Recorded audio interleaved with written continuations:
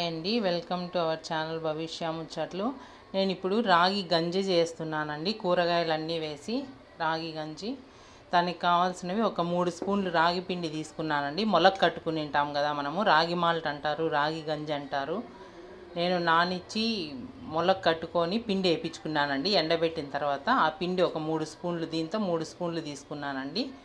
దానికి కావాల్సినవి బీరకాయ కొంచెం తీసుకున్నాను, క్యారెట్, కరివేపాకు, బీన్స్, ఎర్రగడ్డ తీసుకున్నానండి. మన దగ్గర ఏ కూరగాయలు ఉంటే అవి వేసుకోవచ్చు. క్యాబేజ్ వేసుకోవచ్చు, క్యాప్సికమ్ వేసుకోవచ్చు, ఏది ఉంటే అది వేసుకోవచ్చు. అన్ని కూరగాయలు అన్నీ మిక్స్ చేసి ఈ రాగి గంజి చేస్తున్నానండి. మనం ఒక కప్పు తాగినా కూడా, నైట్ టైం డైట్ చేసేవాళ్ళు అలాంటి వాళ్ళు నైట్ టైం 1 or 2 కప్స్ తాగినా కూడా కడుపు ఫుల్ అయిపోతుందండి. ఇంకా చపాతీ అట్లా ఏం తిన్న అవసరం లేదు, హెల్త్కు చాలా మంచిది. నేను ఇప్పుడు దీన్ని కొంచెం ఆయిల్ వేసుకొని తిరగమాత వేస్తానండి. ఫస్ట్ కొంచెం ఆయిల్ వేసుకున్నానండి. ఆయిల్ వేయచ్చు, నెయ్యి కూడా వేసుకోవచ్చు, మన ఇష్టము. ఇప్పుడు నేను సన్నగా కట్ చేసుకున్న బీన్స్ వేస్తున్నానండి.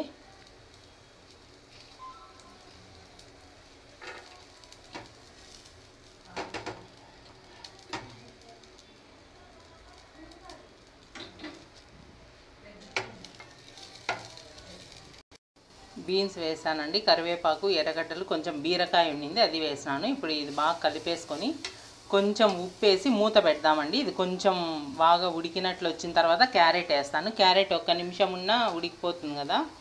కొంచెం ఉప్పు యాడ్ చేసుకుందామండి. కొంచెం ఉప్పు వేసినాను, మళ్ళీ కావాలంటే చూసి వేసుకుందాము.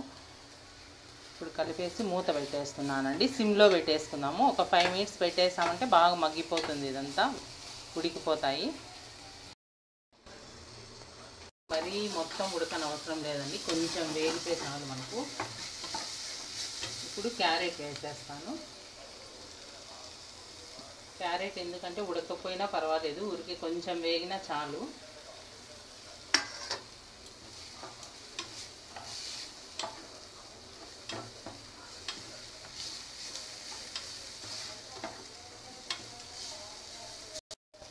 కొంచెం జీలకర్ర వేస్తున్నానండి, టేస్ట్ కోసం అంతే. పెప్పర్ పౌడర్ కూడా వేసుకోవచ్చు, మన ఇష్టము. నేను జీలకర్ర వేసినాను. ఇప్పుడు వాటర్ వేసేస్తున్నానండి. నేను దీంతో ఒక 2 కప్స్ కావాలనుకున్నాను. నేను 1 కప్ వాటర్ వేస్తున్నాను. 1 కప్ ఇది పిండి మిక్స్ చేసి పెట్టుకున్నాను. దీంట్లో ఫస్ట్ వాటర్ వేసేస్తున్నానండి. ఇప్పుడు హై ఫ్లేమ్లో పెట్టేసి మూత పెట్టుకుందాము. నైట్ టైం రోజు చపాతీ, రొట్టె ఇవి కాకుండా ఇట్లా కూడా ఒకసారి ట్రై చేసి చూడండి, చాలా మంచిది. ఇప్పుడు ఎక్కువ మిలెట్సే వాడుతున్నారు కదా. రాగి పిండితో ఏది చేసినా, రాగులతో ఏది చేసినా హెల్తీనే అండి. ఇప్పుడు ఇది మూత పెట్టేసుకుందాము. చూడండి ఉడుకుతా ఉంది. ఇప్పుడు కలుపుకున్న పిండి వేసేద్దామండి.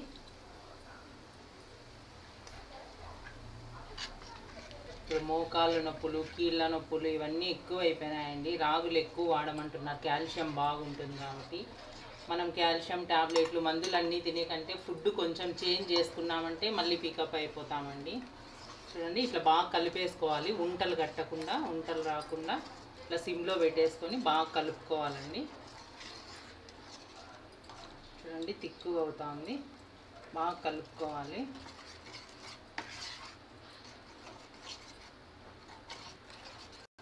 ఇట్లా బాగా ఉడికేటప్పుడు కలిపేసుకొని ఒకసారి ఉప్పు చూసుకోండి, కొంచెం టేస్ట్ చూసుకొని. నాకైతే ఉప్పు సరిపోయిందండి, స్పూను. ఇప్పుడు మూత పెట్టేసి సిమ్లో పెట్టేసుకుందామండి. సిమ్లో పెట్టేస్తాను. చూద్దామండి, ఒక 5 నిమిషాలు అయింది. చూడండి బాగా చిక్కగా వచ్చేసింది, ఉడికిపోయింది. ఇప్పుడు ఆఫ్ చేసేసుకొని కప్లో వేసుకుందామండి. కూరగాయలు ఎక్కువ కావాలంటే క్వాంటిటీ ఎక్కువ వేసుకోవచ్చండి. చూడండి బాగా ఉడికిపోయింది, సూప్ లాగా.